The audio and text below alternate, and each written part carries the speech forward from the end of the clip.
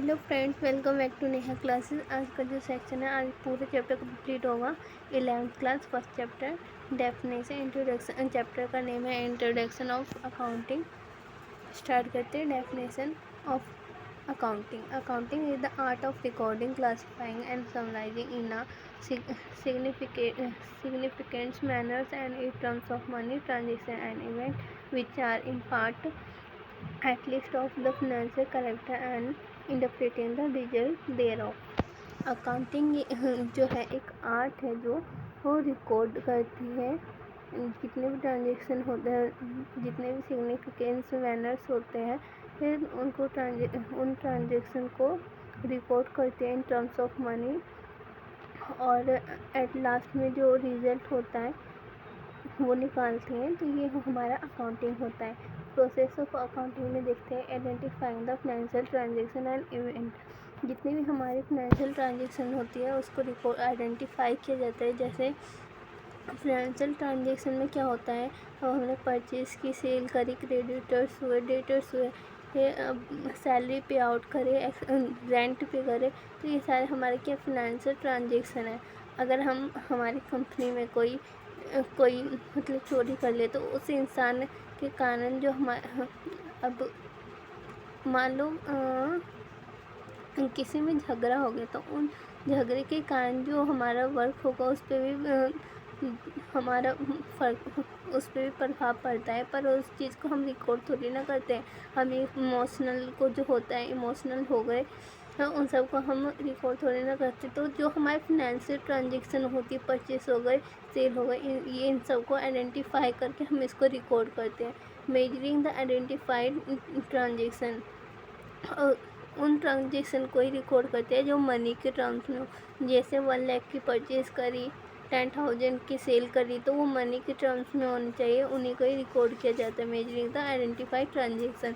Recording journal. अब जितनी भी हमारी ट्रांजेक्शन होती है एक बुक के अंदर हम रिकॉर्ड करते हैं। जितनी भी ऑलमोस्ट जितनी भी ट्रांजेक्शन होती है उसको जब हम रिकॉर्ड करते हैं तो वो जर्नल की बुक में हम रिकॉर्ड करते हैं, जर्नल्स बनाते हैं। उसके बाद हम क्लासीफाइंग करते हैं। क्लासीफाइंग में क्या होता है, लेजर। अब जो एक पर्टिकुलर अकाउंट है, जैसे हमें सेल करना है, तो अगर वो डेबिट सेल करना है तो हमें हमारे जो सेल करने से यह हुआ, हमारे जो पैसे हैं सेल कर रहे हैं तो वो क्रेडिट में होगा, क्रेडिट कर रहे हैं। अगर हम परचेज़ करेंगे तो हमारा डेबिट होगा। तो जितने भी हमारे पर्टिकुलर लेजर के अंदर एक अकाउंट बनाया जाता है जिसमें डेबिट और क्रेडिट बैलेंस होते हैं। उसके बाद जो होता है समराइजिंग में हम ट्रायल बैलेंस बनाते हैं। और उसके बाद जो हम लेजर बनाते हैं उसमें जो हमारा करेक्ट अमाउंट होता है कि हमने कितनी बार सेल किया या कितनी बार परचेस हुआ, करेक्ट अमाउंट निकल जाते हैं। तो उसके बाद हमारा जो है समराइजिंग में हम ट्रायल बैलेंस बनाते हैं जिसमें जो करेक्ट अमाउंट, टोटल अमाउंट लिखा होता है कि हमने कितने परचेस किए, कितने सेल किया, कितने क्रेडिटर्स है, कितने डेटर्स है, तो वो सारे टोटल अमाउंट लिखे होते हैं ट्रायल बैलेंस में। उसके बाद हम जो होते हैं प्रॉफिट निकालने के लिए प्रॉफिट ट्रेडिंग अकाउंट और P&L अकाउंट बनाते हैं, जिसे हमें पता चलता है कि हमें प्रॉफिट कितना हुआ है। उसके बाद ट्रायल बैलेंस बनाते हैं जिससे हमें ट्रायल बैलेंस बनाते हैं, सॉरी ट्रायल बैलेंस नहीं, बैलेंस शीट बनाते हैं। अब एनालाइज एंड इंटरप्रेटिंग। अब जो हम बैलेंस शीट बनाते हैं उसमें हमें पता चलता है कि हमें कितना प्रॉफिट हुआ है या लॉस हुआ है, उसको एनालाइज करते हैं, इंटरप्रेटिंग करते हैं।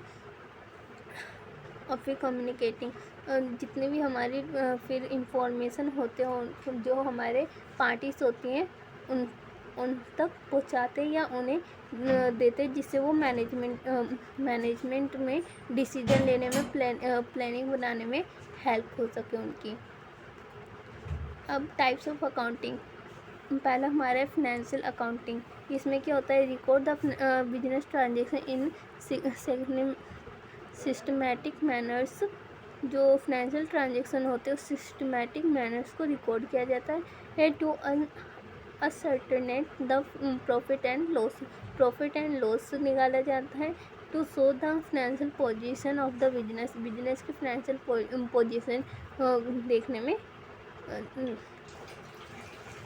फाइनेंशियल पोजीशन शो करता है। अब हमारा है cost accounting, the uncertain the total cost and per unit cost good produce, जो गुड प्रोड्यूस करते हैं उसकी जो कॉस्ट है या पर यूनिट कॉस्ट है वो कितनी है, वो निकालने के लिए हम कॉस्ट अकाउंटिंग में ही करते हैं। The estimate the cost in advance, it help the management to us in increasing strict control over cost. Management accounting, to present the accounting information in such a way as assist the management in planning and controlling the operation of a business. जो हमारी accounting information होती है, जो हमारी ये जितनी भी हमारी इन्फॉर्मेशन होती है अकाउंटिंग की, वो मैनेजमेंट को दी जाती है, जिससे वो planning and controlling and operation of the business करने में ये हेल्प होती है उनकी। अब बुक कीपिंग क्या होती है? Book keeping is an art of recording in the books of account the monetary aspect the commercial financial transaction. इसमें क्या इंक्लूड होता है? Identify the financial transaction, measuring the transaction in terms of money, recording the transaction in the books of account, classifying the record transaction. हमारे जो starting के जितने भी work होते हैं हमारे बुक कीपिंग में आते हैं, जैसे हम आइडेंटिफाई करते हैं, मेजरिंग करते हैं, मनी के टर्म्स में देखते हैं, रिकॉर्ड करते हैं और फिर क्लासीफाइंग करते हैं।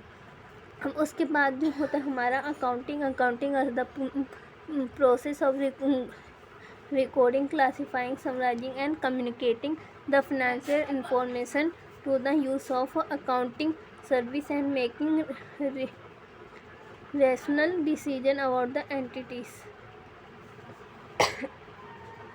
इनमें इंक्लूड होते हैं summarising the classifying transaction, analysing the interpreting the summarised result, communicating the information to the inserted parties.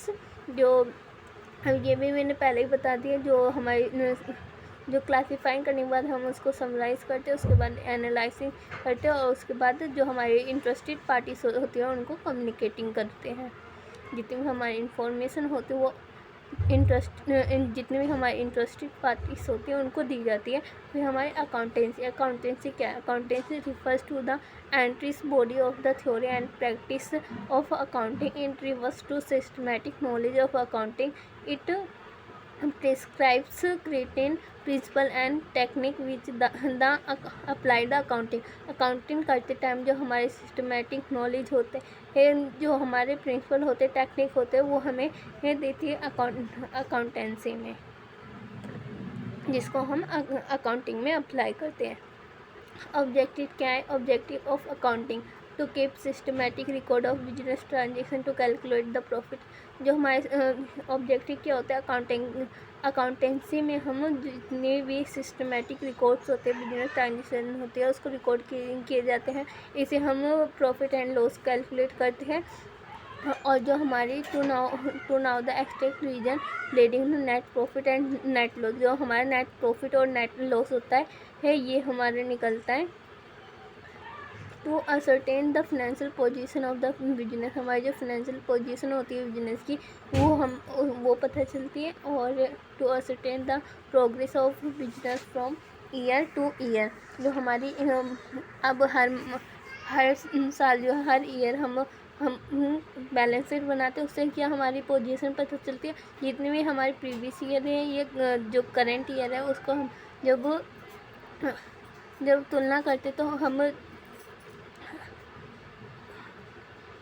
हम उसकी जो फाइनेंशियल पोजीशन होती है कि वो कितना प्रोग्रेस कर रहा है, ये हम देखते हैं। To prevent and detect errors of and funds. अब अगर हमारा हम जो लास्ट में बनाते हैं बैलेंस शीट, अगर हमारी बैलेंस शीट मैच नहीं होता तो हमें एरर्स पता चल जाता है, कुछ ना कुछ इसमें एरर्स हुई है। To provide information to various parties, जो हमारी इंफॉर्मेशन होती है, ये जो हमारे अकाउंटिंग करने के बाद हमारी जो वो करेक्ट पोजीशन या तो हमारी प्रॉफिट एंड लॉस हमारी जो पता चलती है इंफॉर्मेशन जितनी भी होती है वो वेरियस पार्टीज़ को प्रोवाइड की जाती है। एडवांटेज ऑफ अकाउंटिंग, ये जो अकाउंटिंग की एडवांटेज है, helpful in management of business में हेल्प करते हैं। Provide complete and systematic record, जितने भी ये हमारी कंप्लीट रिकॉर्ड जो सिस्टमेटिक रिकॉर्ड होती है वो प्रोवाइड करती है। Information regarding profit and loss, और जितने भी हम प्रॉफिट एंड लॉस से रिगार्डिंग सारी इंफॉर्मेशन देती है। एंड फाइनेंशियल पोजीशन हमें बताती है और कंपैरेटिव स्टडी करने में हेल्प करती है। और जो हमारी टैक्स लायबिलिटी होती है उसमें भी हेल्पफुल करती है। और एविडेंस इन लीगल मैटर्स, अब जो हमें कैश मेमो होता है, इनवॉइस होता है, ये सब क्या है, हमारे एविडेंस के रूप में पाए जाते हैं। तो ये एक एविडेंस इन लीगल मैटर्स के रूप में भी हेल्प करता है, जो कोर्ट में पेश किया करने में हेल्प करता है। तो limitation of accounting, accounting is not fully extent unrealistic information, ignore the qualitative elements, ignore the effect of price level changes may land affected to by window dressing। Okay, आज का जो सेक्शन है ये complete हो गया है और हमारा जो आज है 11th क्लास का फर्स्ट चैप्टर पूरी तरह से कंप्लीट हो गया है। Thanks for watching my video and share, subscribe